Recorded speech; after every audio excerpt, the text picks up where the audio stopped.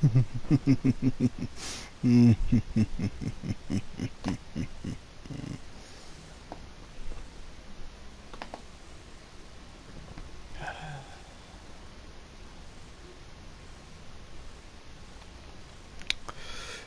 guys, welcome back to my channel. Today, this is my first stream doing this. This is my story time stream. Hear that? That's called a book. I know not many of you know what the fuck this thing is.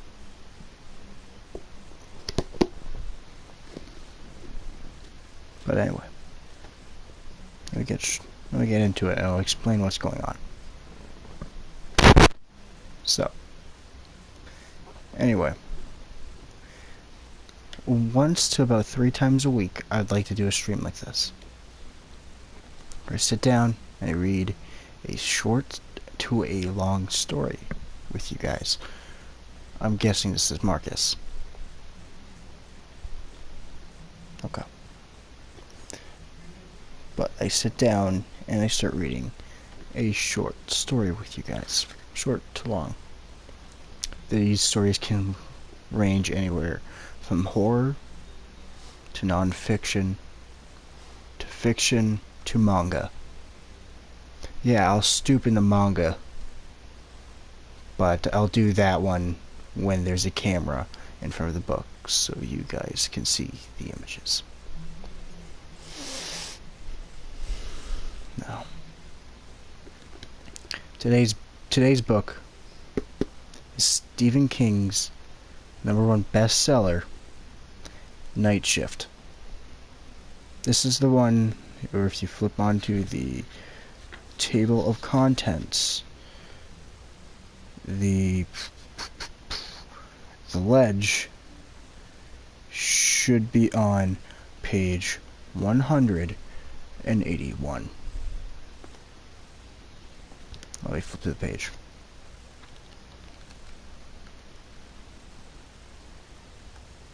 There's only certain stories I can read to you guys.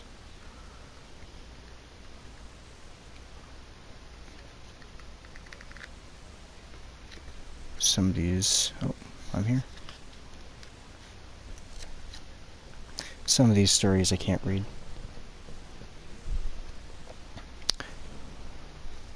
I'm going to explain more about story time before I start my fingers on the page, which is page 181, so if you guys are following along at home. This idea originally came a few months, about a year back. I think I did something in How to Catch a Sombra. If you watch that cringy ass video at the very end, I say next time on story time. I start talking about not Sombra, Spyro the Dragon's Past. That video idea wasn't good. It had merit, but it wasn't good. And I say Storytime Part 1 because my next stream, there'll be some eyes on it. Some very silver eyes. That makes sense. Anyway, let's get straight to the story.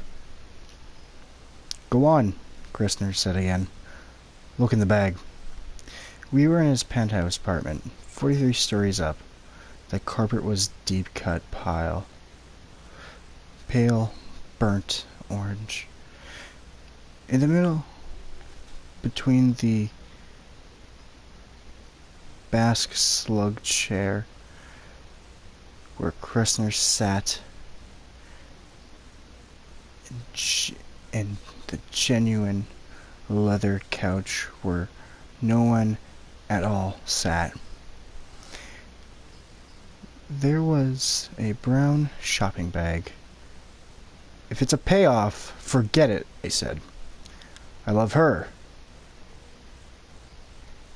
It's money. But it's not a payoff. Go on, look.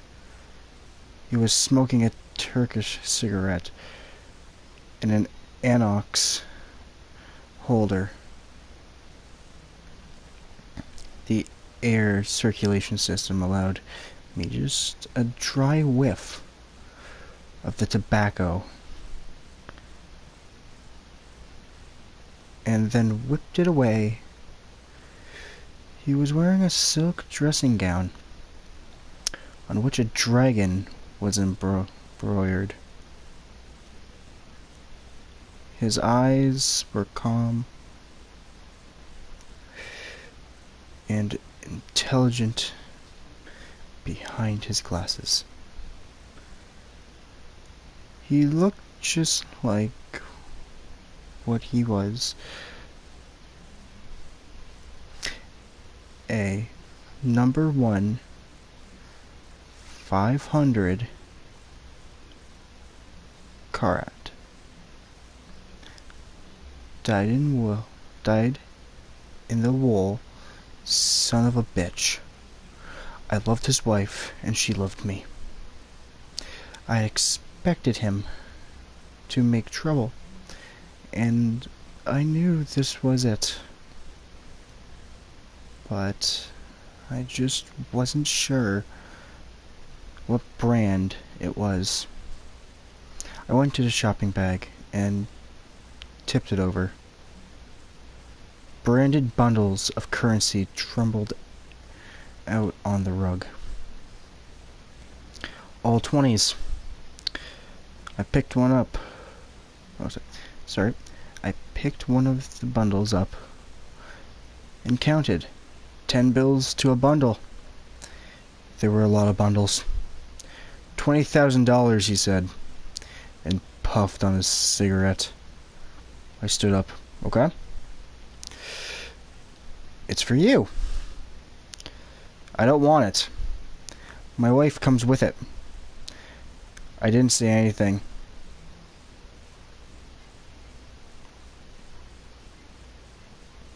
Marcia had warned me how it would be. He's like a cat, she said. An old Tom full of meanness. He'll try to make you a mouse. So, you're a tennis pro, he said. I don't believe I've ever actually seen one before. You mean your detectives didn't get any pictures? Flip the page. Oh, yes. He waved his cigarette holder negligently. Even a motion picture of the two of you in that Bayside motel. A camera was behind the mirror, but pictures are hardly the same, are they?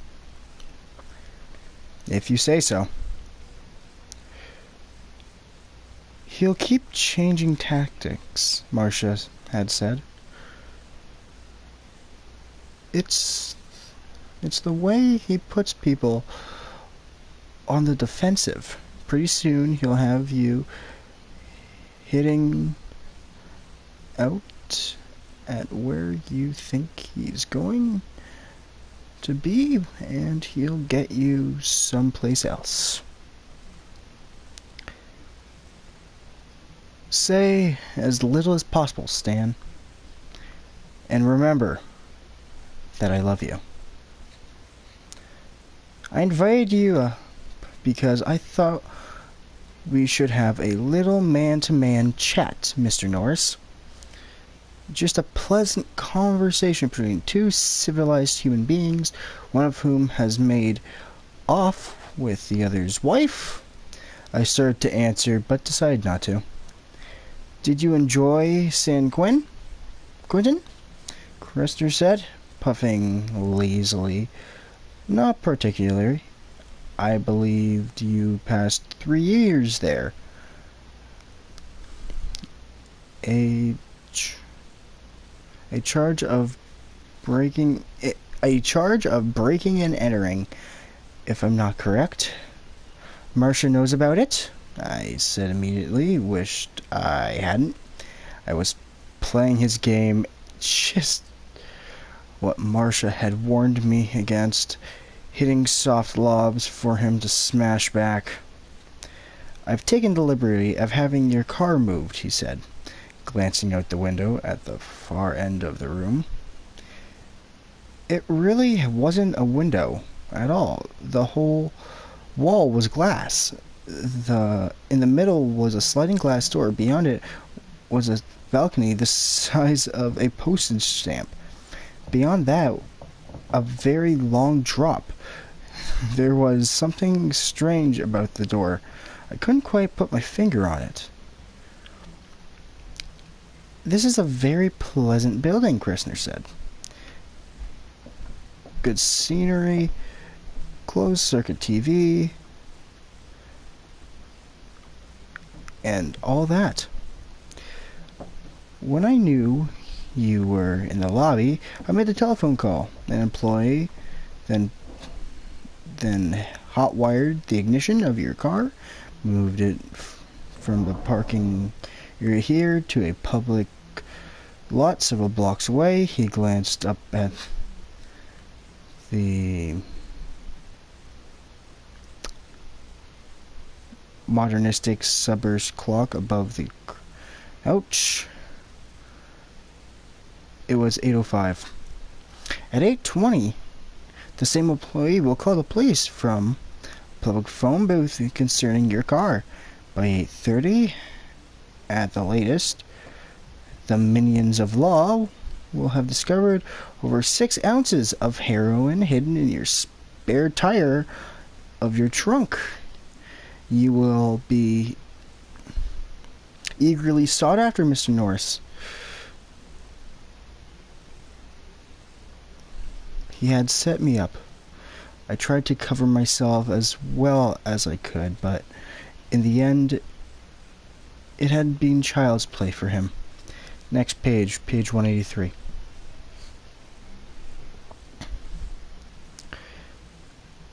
These things will happen unless I call my employee and tell him to forget the phone call. And all I have to do is tell you where Marcia is, I said. No deal, Kressner. I don't know. We set it up this way just for you. My men had her followed. I don't think so. I think we lost them at the airport. Kressner sighed, removed the smoldering cigarette holder and dropping it into the chromium ashtray with a sliding lid. No fuss, no muss. The used cigarette and Stan Norris had been taken care of with equal ease. Actually, he said, you're right. The old lady's room, vanishing act. My operatives were extremely vexed to have been taken in by such an ruse. I think it was so old they never expected it.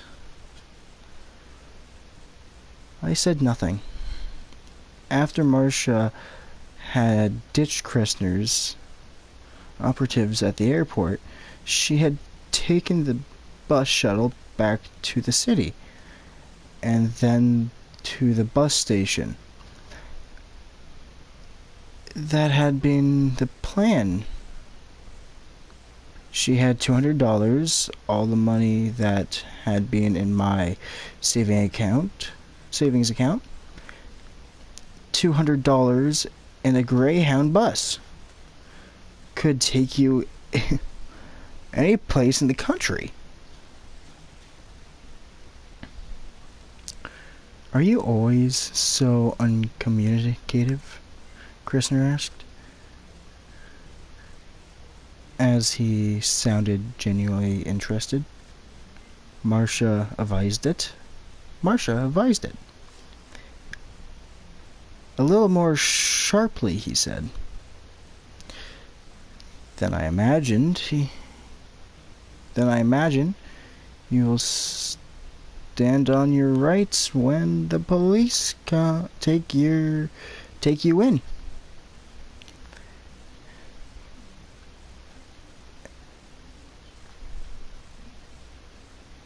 And the next time you see my wife could be when she's a little.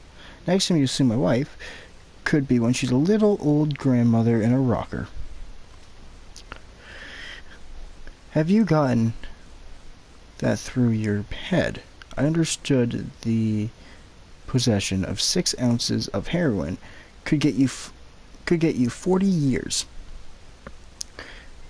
That won't get you Marcia back. He smiled thinly.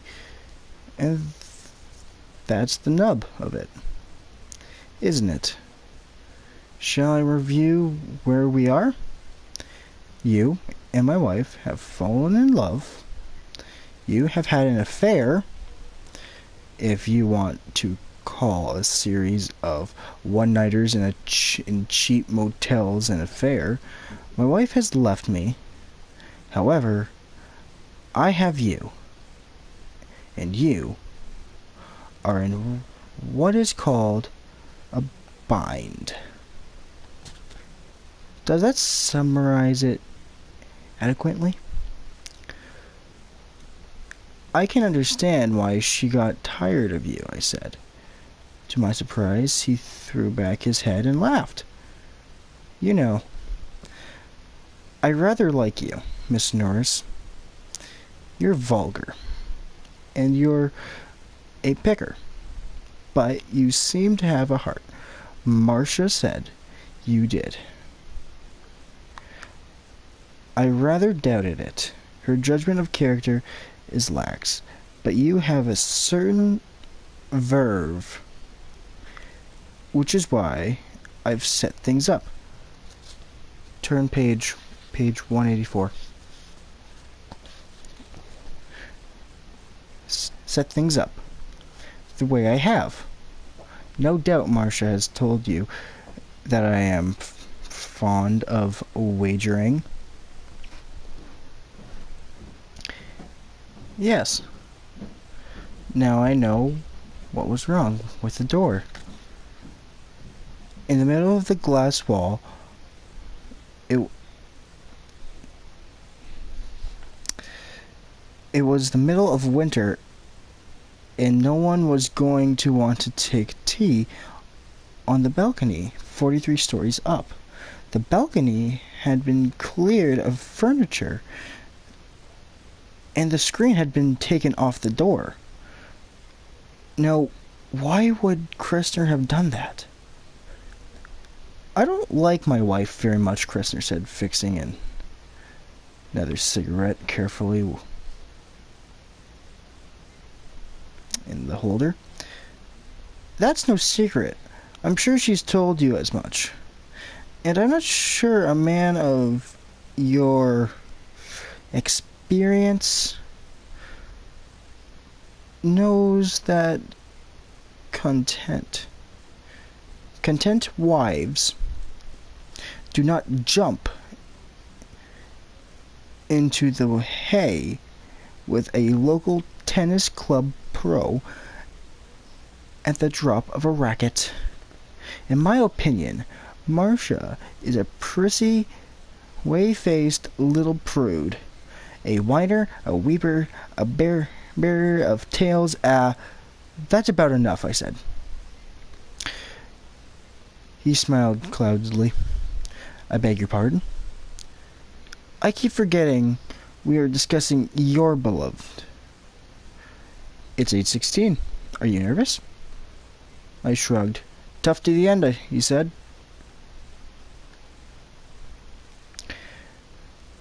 And lit his cigarette. At any rate, you may wonder why. If I dislike Marcia so much, I do not simply give her her freedom. No, I don't wonder at all. He frowned at me. You're a selfish, grasping, egocentric son of a bitch. That's why. No one takes what's yours, not even if you don't want it anymore. He went red and then laughed. One for you, Mr. Norris. Very good. I shrugged again. I'm going to offer you a wager. If you win, you leave here with the money, the woman, and your freedom. On the other hand, if you lose your life. I looked at the clock. I couldn't help it. It was 8:19. All right, I said. What else? What else? It would buy time, at least. Time for me to think of some way to beat it out of here. With or without the money. Kressner picked up the telephone beside him and dialed a number. Tony! Plan 2, yes? He hung up. What's Plan 2, I asked. I called Tony back in 15 minutes, and he'll remove the offending substance from the trunk of your car. And next page 185. Drive it back here. If I don't call, he will get in touch with the police. Not very trusting, are you? Be sensible, Mr. Norris. There's $20,000 on the carpet between us. In this city, murder has been committed for 20 cents. What's the bet? He looked genuinely pained. Wager, Mr. Norris. Wager. Gentlemen make wagers. Vulgarians place bets. Whatever you say. Excellent. I've seen you looking at my balcony. The screen's off the door. Yes. I had taken it off this afternoon. What's the purpose? Purpose is this. Oh, sorry. What I propose is this. That you walk around my building on the ledge that just below the penthouse level. If you circumnavigate the building successfully, the jackpot is yours. You're crazy. Oh, on the contrary, I've proposed this wager 6 times to 6 different people during my dozen years in this apartment. 3 of the 6 were professional athletes like you. One of them, a notorious quarterback, more famous for his TV commercials than his passing game. One, a baseball player. One, a rather famous jockey who made an extraordinary yearly salary and who was also afflicted with extraordinary alimony problems. The other 3 were more ordinary citizens who had differing professions, but 2 things in common: a need for money and a certain degree of body grace. He puffed his cigarette thoughtfully and then continued. The wager was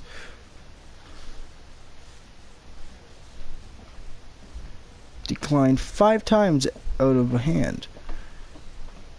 On the other occasion, it was accepted. The terms were $20,000 against 6 months of service to me. I collected. The fellow took one look over the edge of the balcony and nearly fainted. Kristen looked amused and contemptuous. He said, everything down there looks so small. That was what killed his nerves. What makes you think he cut me off? What makes you think he cut me off with an annoyed wave of his hand? Don't bore me, Mrs. Norris. I think you'll do it because you have no choice. It's my wager. On one hand, or 40 years in San Quentin on the other. The money and my wife are only added Phillips. indicative of my good nature. What guarantee do I have that you won't double-cross me? Maybe I do it and find out you called Tony and told him go ahead anyway. Flip page 186. I want to say this, in my copy of the book, the first 2 paragraphs are extremely blurry. It's either that or my eyes. He sighed. You are a walking case of paranoia, Miss Norris. I don't love my wife. It is doing my storied ego no good at all to have her around. $20,000 is a pittance to me. I pay 4 times that every week to be given to police bagmen as a wager. As for the wager, however, his eyes gleamed. That is beyond price. I thought about it, and he left me. I suppose he knew that the real Mark always convinces himself. I was a 36-year-old tennis bum, and the club had been thinking of letting me go when Marcia applied. A little gentle pressure. Tennis. And without it, even getting a job as a janitor would be tough, especially with a record.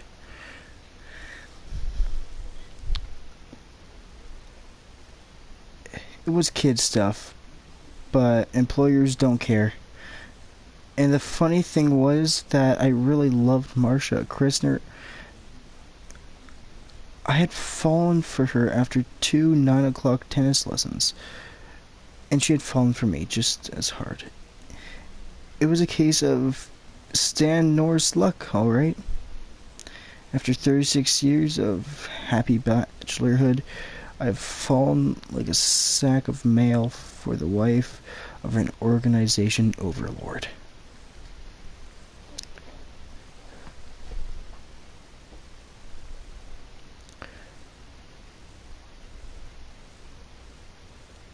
The old Tom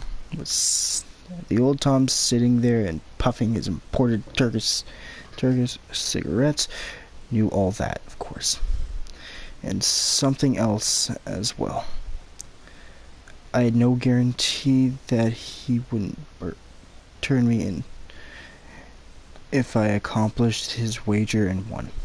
But I knew damn well that I'd be in the cooler by 10 o'clock if I didn't. And the next time I'd be free would be the turn of the century. I want to know one thing, I said. What might that be, Mr. Norris? Look me right in the face and tell me if you're a Welsher or not. I always mess up that word. Sorry.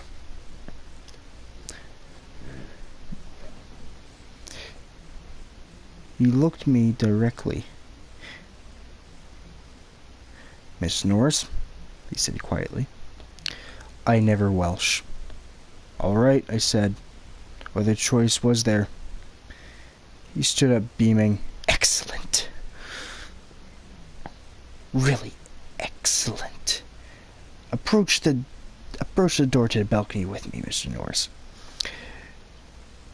We walked over together. His face was that of a man who had dreamed of this scene hundreds of times.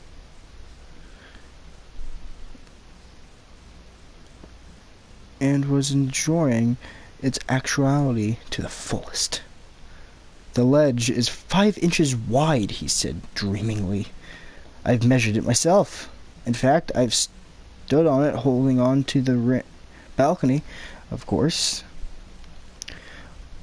All you have to do is lower yourself over the wore-through iron railing. You'll be chest high, but of course, beyond the railing, there's not much. There are no hand grips. You'll have to inch your way along. Be very careful not to overbalance. Next page, page 187.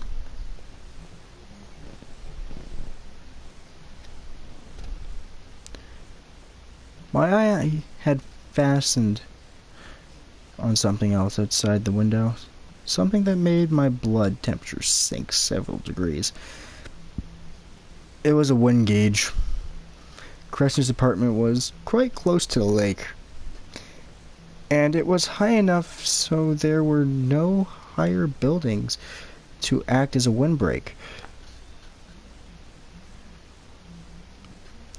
That wind would be cold, and it would cut like a knife.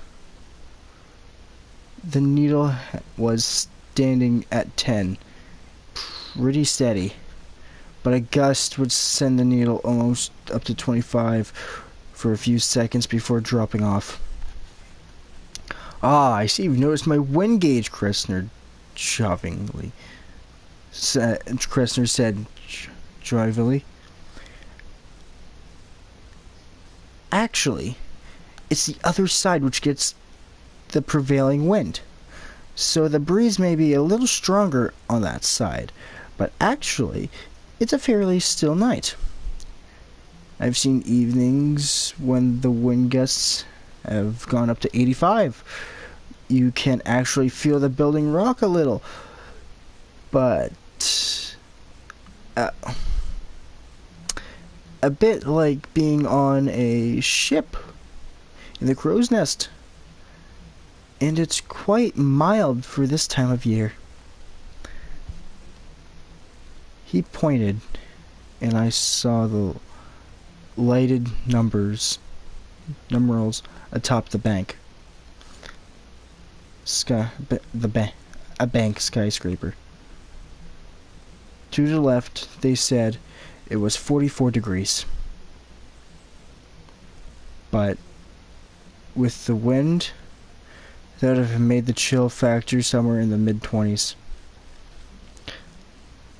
Have you got a coat? I asked. I was wearing a light jacket. Alas, no. The lighted figures on the bank switched to show the time. It was 8:32. And I think you had better get started, Mr. Norris, so I can call Tony and put Plan 3 into effect. A good boy, but apt to be impulsive. You understand? I understood all right. Too damn well. But the thought of being with Marcia, free from Kressner's tentacles, with enough money to get started at something, made me push open the sliding glass door and step out onto the balcony. It was cold and damp. The wind ruffled my hair into my eyes. Bonsoir, Kressner said behind me. But I didn't bother to look back. I approached the railing, but I didn't look down. Not yet. I began to do deep breathing. It's not really an exercise at all, but it's a form of self-hypnosis. With every inhale and exhale, you throw distraction out of your mind until there's nothing left but the match ahead. I got rid of the money with one breath, and Kressner himself with two. Marcia took longer. Her face kept rising into my mind, telling me not to be stupid, not to play his game, that maybe Chrysler never welched, but he always hedged his... Flip page. Page 188. Hedged his bets. I didn't listen. I couldn't afford to. If I lost this match, I wouldn't have to buy the beers and take the ribbing. I'd be so much scarlet sludge splattered for a block of Deekman Street in both directions.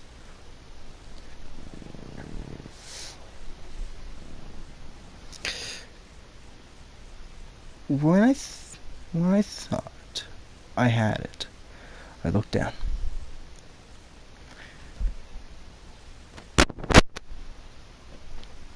Check my mic.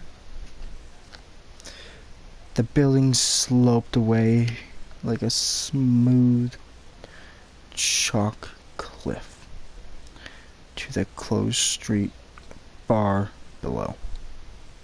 The cars parked there looked like those Matchbox models you can buy from buying the 5 and dime. The ones driving by the building were just tiny pinpoints of light. If you fell that far, you would have plenty of time to realize what just happened. Time to realize just what was happening, to see the wind blowing your clothes, and as the earth pulled you back faster and faster. You'd have time to scream. A long, long scream. And the sound you made when you hit the pavement would be like the sound of an overripe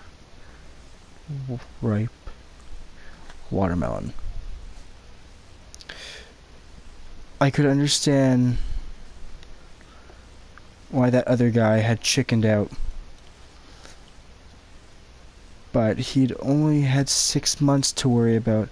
I was staring at 40 long, gray, martialless years in the eye. I looked at the edge. It looked small. I had never seen 5 inches that looked so much like 2. At least the building was fairly new. It wouldn't crumble under me, I hoped. I swung over the railing and carefully lowered myself until I was standing on the edge. My heels were over it.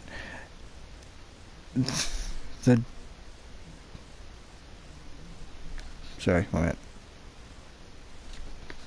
I thought it was a dash. Over the drop. The floor on the balcony was about chest high, and I was looking into Chrysler's penthouse through iron ornamental bars. He was standing inside the door, smoking, watching me the way a scientist watches a guinea pig to see what the latest injection will do. "Call," I said, holding onto a railing. "What?" Call Tony. I don't move until you do." He went back into the living room. It looked amazingly warm and safe and cozy. And picked up the phone. It was a worthless gesture, really. With the wind, I couldn't hear what he was saying. He put the phone down and returned. "Take care. Taken care of, Mr. Norris." "It better be." "Goodbye, Mr. Norris. I'll see you in a bit. Perhaps." It was time to do it. Talking was done. I let myself think of Marcia one last time. Her light brown hair, her wide gray eyes, her lovely body, and then put her out of my mind for good. No more looking down, either. It would have been too. Next page, page 189. It would have been too easy to get paralyzed looking down through that space. Too easy just to freeze up until you lost your balance or just fainted from fear. It was time for tunnel vision. Time to concentrate on nothing but left foot, right foot. I began to move to the right, holding on to the balcony's railing as long as I could. It didn't take long to see I was going to need all the tennis muscle my ankles had. With my heels beyond the edge, those tendons would be taking all my weight. I got to the end of the balcony, and for a moment, if the ledge were only a foot off the ground instead of 400 feet, you could breeze around this building in 4 minutes. Flat, I told myself. So just pretend it is. Yeah. And if you fall from a ledge a foot off the ground, you just say rats and try again. Up here, you only get one chance. I slid my right foot farther, and then brought my left foot next to it. I let go of the railing. I put my open hands up, allowing the palms to rest against the rough stone of the apartment building I cherished. I caressed the stone. I could have kissed it. A gust of wind hit me, snapping the collar of my jacket against my face, making my body sway on the ledge, making my heart jumped into my throat and stayed there until the wind had died down. A strong enough gust would have peeled me right off the perch and sent me flying down into the night. And the wind could have been stronger on the other side. I turned my head to the left, pressing my cheek against the stone. Kressner is leaning over the balcony, watching me. "Enjoying yourself?" he asked, affably. He was wearing a brown camel hair overcoat. I thought you didn't have a coat," I said. "I lied," he answered equably. I lie about a lot of things." "What's that supposed to mean?" "Nothing. Nothing at all." "Or perhaps it does mean something. A little psychological warfare, eh, Mr. Norris?" I should tell you, you're not going to linger over long. The ankles grow tired. And if they should give away..." He took an apple out of his pocket, bit into it, and then tossed it over the edge. There was no sound for a long time. Then a faint, sickening... Kressner chuckled. Turn the page. Page 190.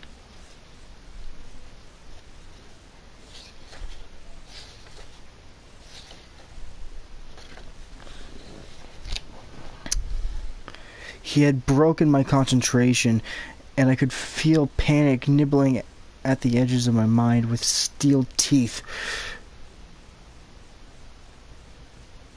Tormented with of terror, want to rush in and drown me. I turned my head away from him and did a deep breathing, flushing panic away. I was looking at the Lighton Bank sign, which now said 8:46. Time to save that mutual. By the time the lighted numbers read 8:49, I felt that I had myself under control again.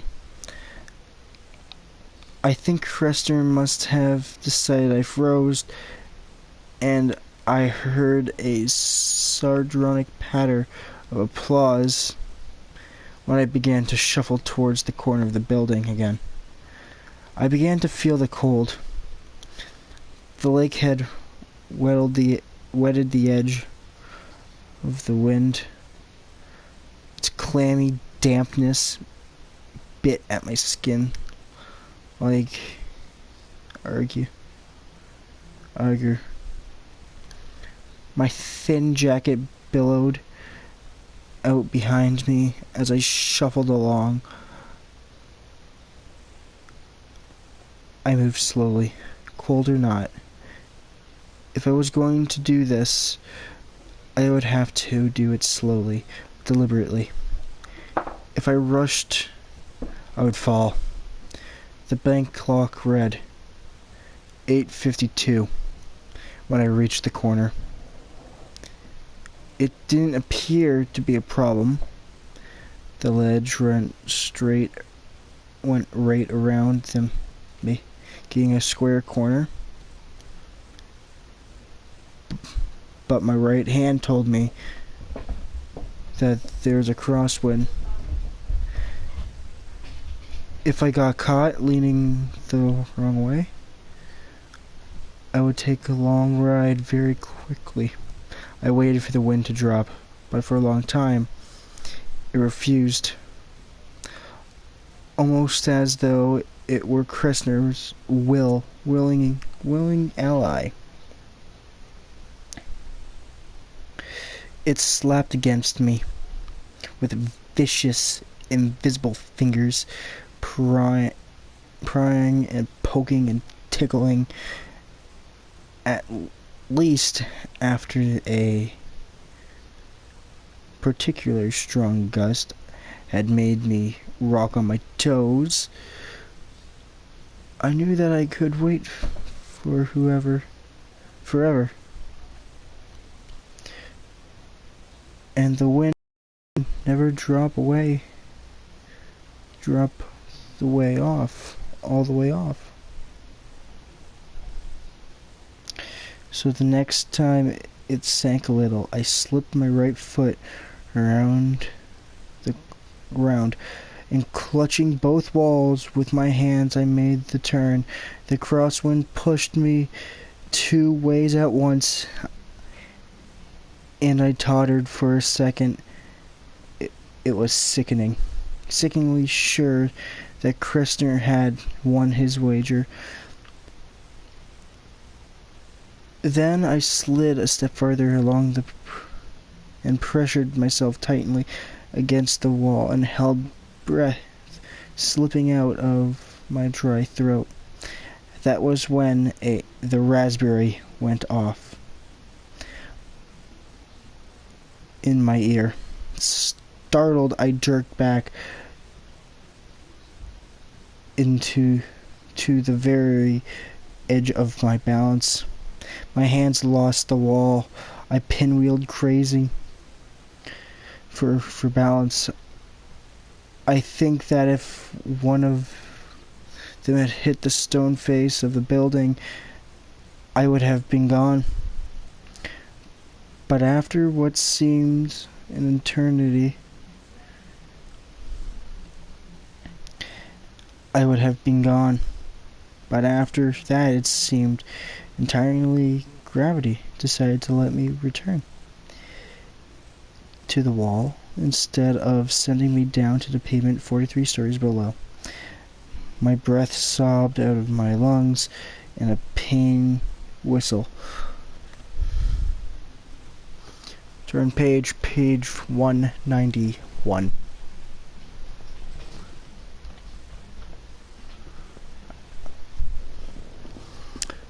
My legs were rubbery. The tendons of my ankles were humming like high voltage wires. I had never felt so mortal. The man with hickle across enough to read over my shoulder. I twisted my neck, looked up, and there was Kressner leaning out of his bedroom window 4 feet above me. He was smiling. In his right hand, he held a New Year's Eve noisemaker. "Just keeping you on your toes," he said. I didn't waste my breath. I couldn't have spoken above a croak anyway. My heart was thudding crazily in my chest.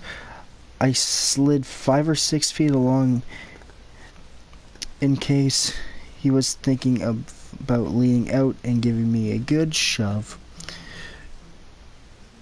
Then I stopped the closet and I stopped and closed my eyes and deep breathed until I had my act together again.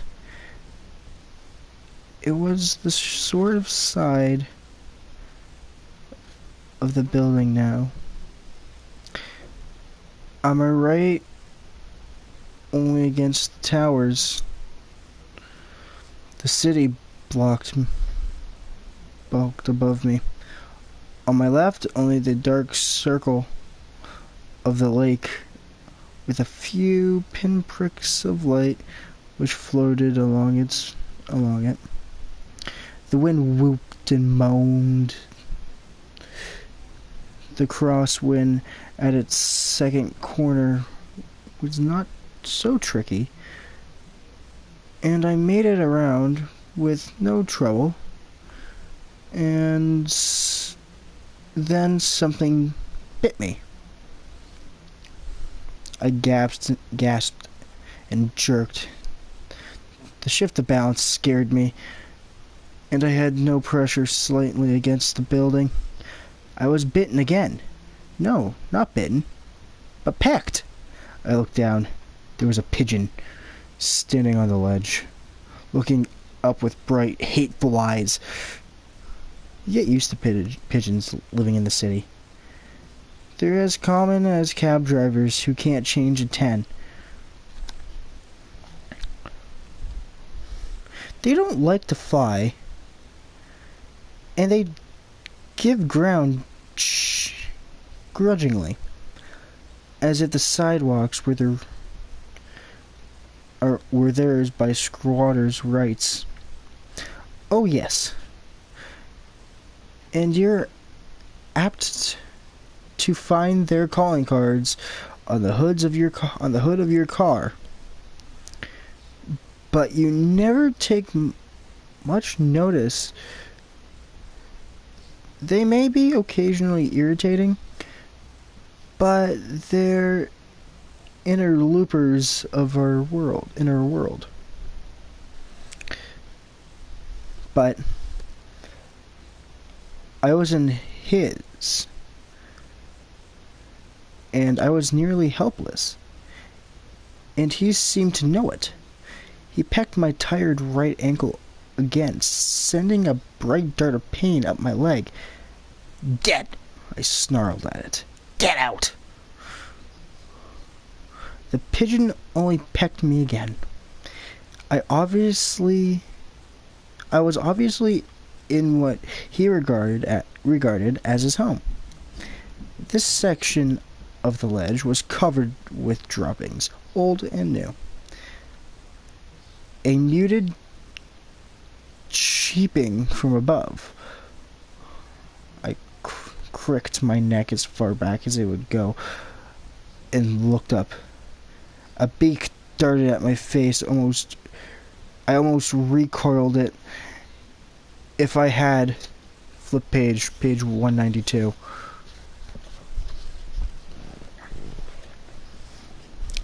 I might have become the city's first pigeon-induced casualty.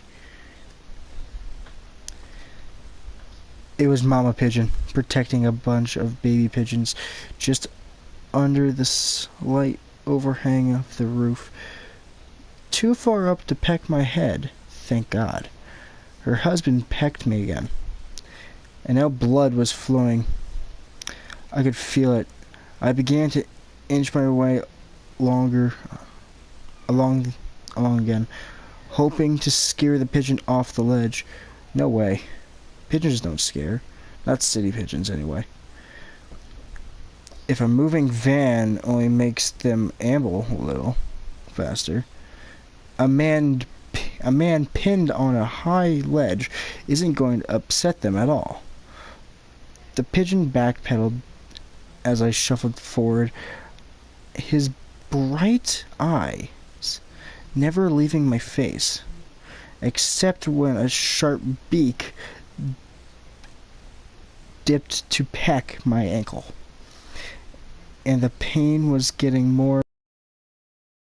The bird was pecking at raw flesh and eating it for all I knew. I kicked at it with my right foot. It was weak. It was a weak kick. The only kind I could afford. The pigeon only fluttered its wings a bit and then returned to the attack. I, on the other hand, almost went off the side. The pigeon pecked me again.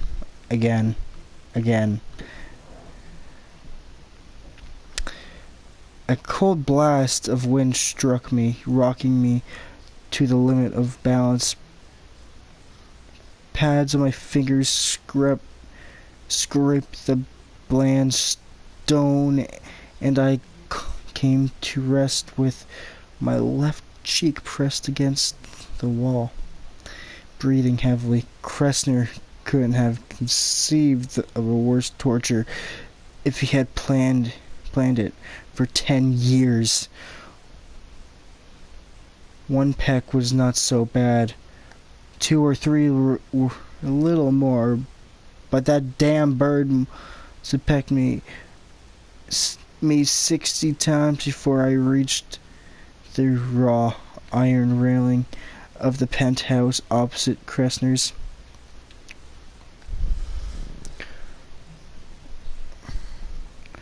Reaching that railing was like reaching the gates of heaven. My hand curled sweatingly around the cold uprights and held on as if they would never let go. Peck! The pigeon was staring up at me almost smugglingly, with its bright eyes confident of my approachness and on its own invulnerability. I was reminded of Kressner's expression when he had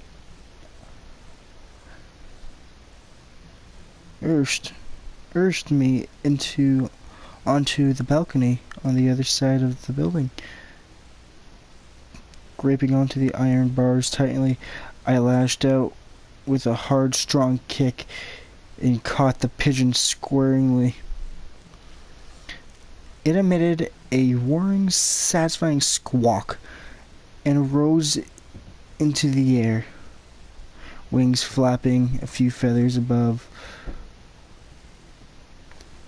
Dove gray settled back to the ledge, or disparted slowly down to the darkness, swan boating back and forth in the air. Next page, page 193. Gasping, I crawled up onto the balcony and collapsed. There, despite the cold, my body was dripping with sweat. I don't know how long I lay there, recuperating. The building hid the bank clock, and I don't wear a watch. I sat up before my muscles could stiffen up on me, and generally rolled down my sock.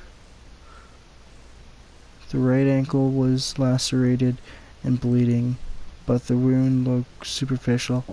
Still, I would have to take care of, have it taken care of if I ever got out of this. God knows what germs pigeons carry around. I thought of bandaging the raw skin, but decided not to. I might stumble on a tied bandage. Time enough later, then I could buy $20,000 worth of bandages. I got up and looked longingly onto the darkened penthouse opposite Kressner's, barren, empty, unlived in. The heavy storm screen was over this door. I might have been able to break in, but that would have been forfeiting the bet, and I had more to lose than money. When I could put it off no longer, I slipped over the railing and back onto the ledge.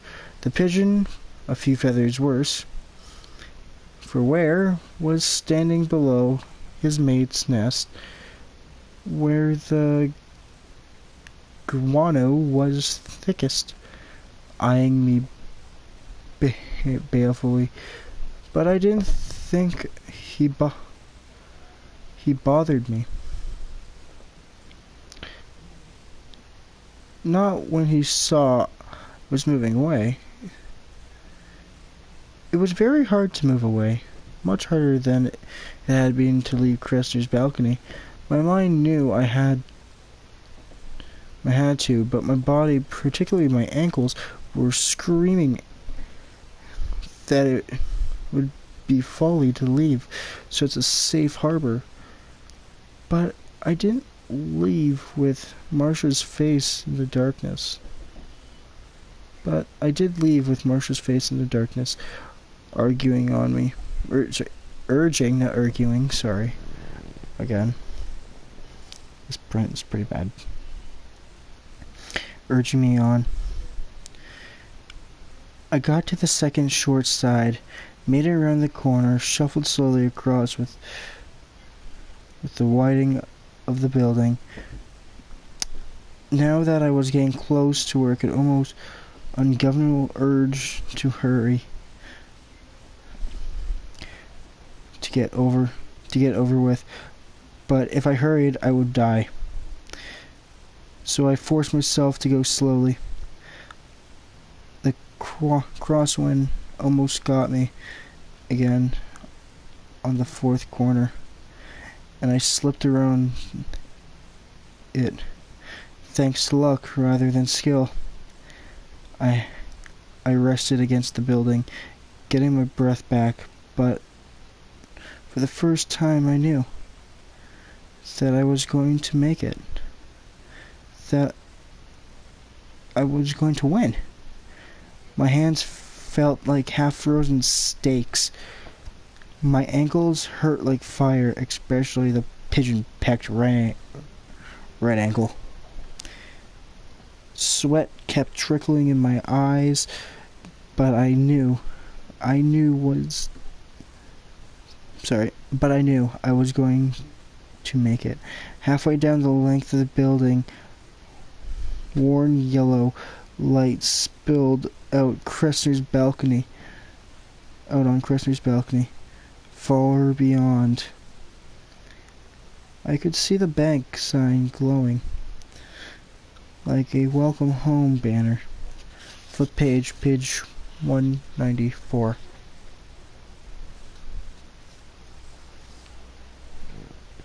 Oh, sorry guys, I'm gonna take a short break here. My neck is getting kind of kinked.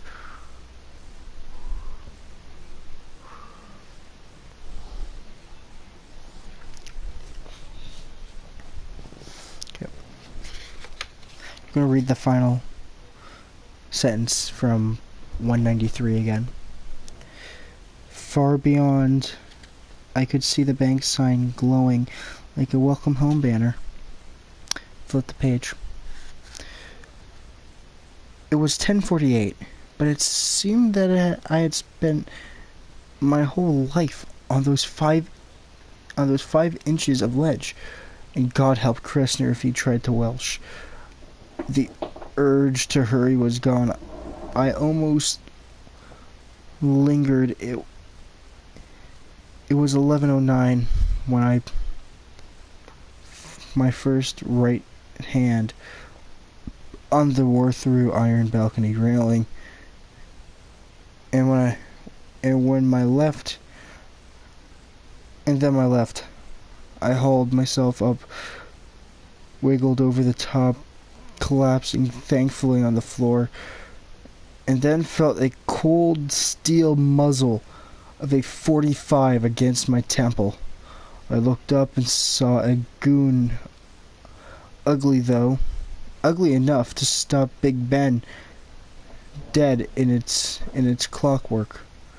He was grinning. Excellent, Kressner's voice said from within. I applaud you, Mr. Norris. He proceeded to do just that. Bring him in, Tony.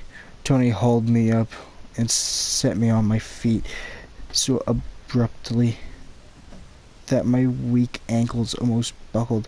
Going in, I staggered against the balcony door.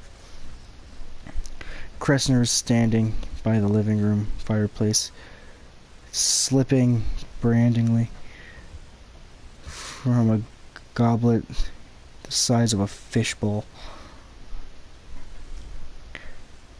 The money had been replaced in the shopping bag.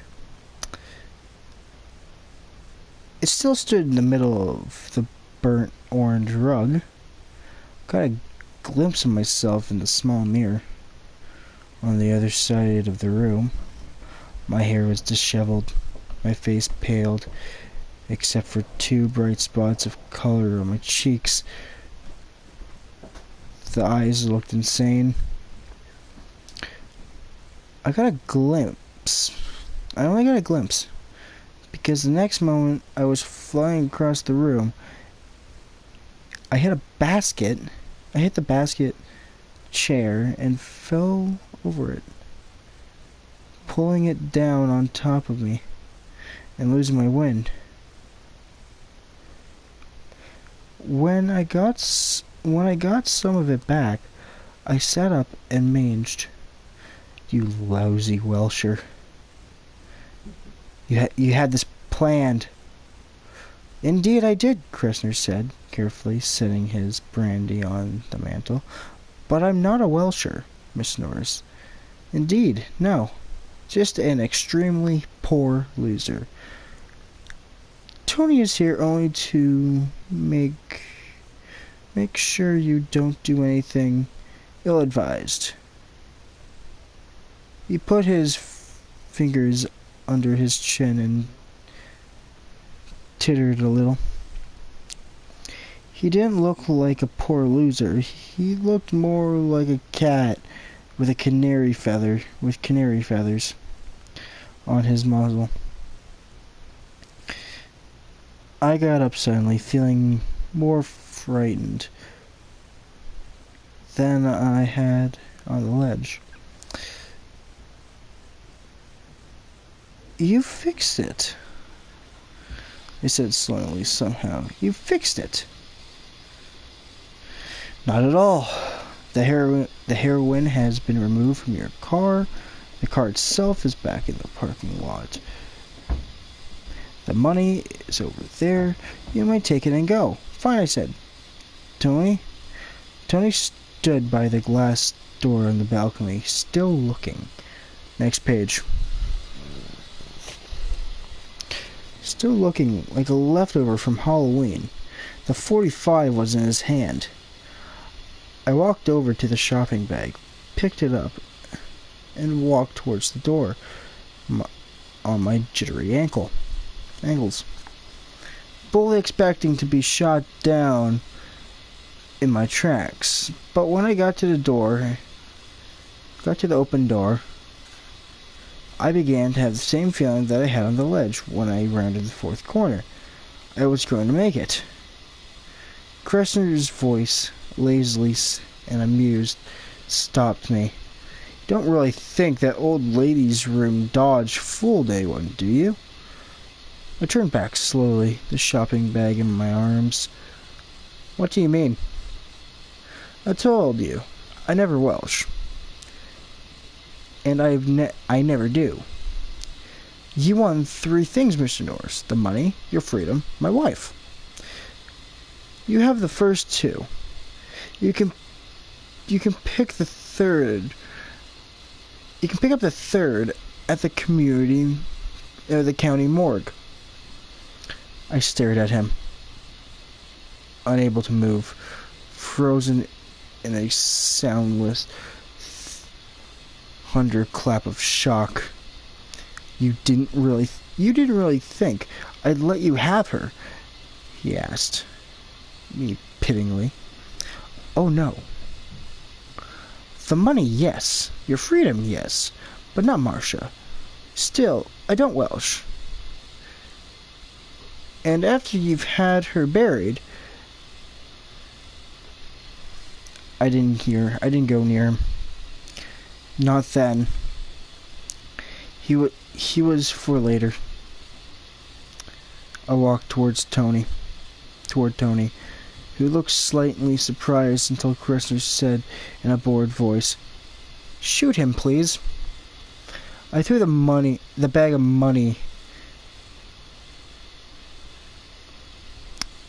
It hit him squarely in the gun hand, and it struck him hard. I hadn't been using my arms and wrists out there. And they're the best part of any tennis player. His bullet went into the burnt orange rug, and then I had him. His face was the toughest part of him. He yanked the gun out of his hand and hit him across the bridge of his nose with the barrel.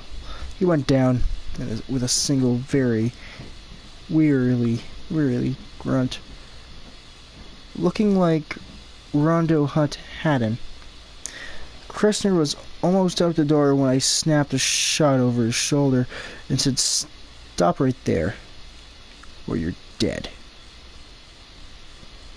He thought about it and stopped. When he turned around, his cosmopolitan, world-weary act had curled a little around the edges. So it curled a little around the edges.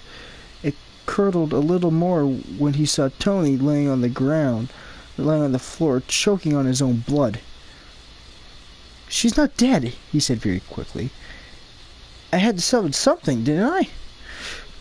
He gave me a sick, cheese-eating grin. Am I a sucker? But I'm not that big a... I'm a sucker, but I'm not that big a sucker, I said. Next page.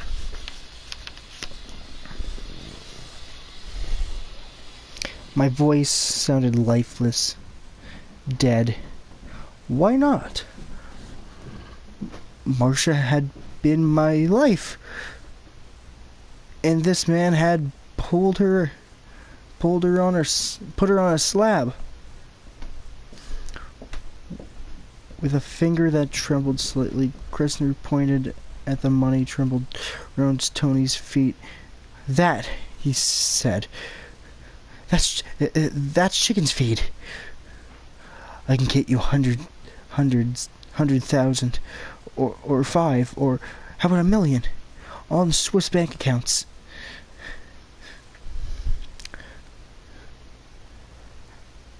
How about that? How about I'll make you a bet, I said slowly. He looked from the barrel of the gun to my face. A bet? He replied. Not a wager. Just a plain old bet. I bet you can't walk around this building on the ledge out there. His face went dead pale for a moment. I thought he was going to faint. He whispered. These are the stakes, I said in my dead voice. If you make it, I'll let you go. How was that? No, he whispered, his eyes huge staring. Okay, I said, me cocking the pistol. No, he said, holding his hands out. No, don't, all right. No, don't, all right. He licked his lips. I motioned with the gun, and he proceeded to get out onto the balcony. You're shaking, I told him. That's going to make it harder. 2 million, he said. And he couldn't get his voice above a husky whine. 2 million in unmarked bills. No, I said. Not for 10 million. But if you make it, you go free. I'm serious. A minute later, he was standing on the ledge. He was shorter than I. You could just see his eyes over the ledge, the edge. Wide, beseeching, and his white-knuckled hands gripping the iron rail like a prison bar. Please, he whispered, anything. You're wasting time, I said. It takes it out of the ankles. But he wouldn't move until I put the muzzle of the gun against his forehead. Then he began to shuffle to the right, moaning. I glanced up at the bank clock. It was 11:29. I didn't think he was going to make it to the first corner. Jerkingly taking risks with his center of gravity, his dressing, groaning, bellowing into the night. He disappeared around the corner and out of sight at 12:01, almost 40 minutes ago. I listened closely for the diminishing scream as the crosswind got him, but it didn't. Next page. Didn't come. Maybe the wind had dropped. I don't remember thinking the wind was on his other side. I do remember thinking the wind was on the other side when I was out there.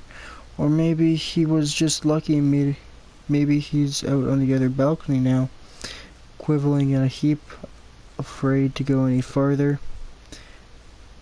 But he probably knows that if I catch him there, when I break into the other penthouse, I'll shoot him down like a dog. And speaking of the other side of the building, I wonder how he likes that pigeon. Was that a scream? I don't know. It might have been. It might have been the wind. It doesn't matter. The bank clock says 12:44. Pretty soon, I'll break into the other apartment and check the balcony. But right now, I'm just sitting here on Cresser's balcony with Tony's 45 in my hand, just on the off chance that he might come around that last corner with his dress in groan billowing out behind him. Kressner said he never welched on a bet, but I've been known to. And that's it. That's it for Stephen King's The Ledge. Now, you got some homework to do. 3 things. In the subtext of this story, can you guys tell me what a Welsher is? W-E-L-S-H-E-R.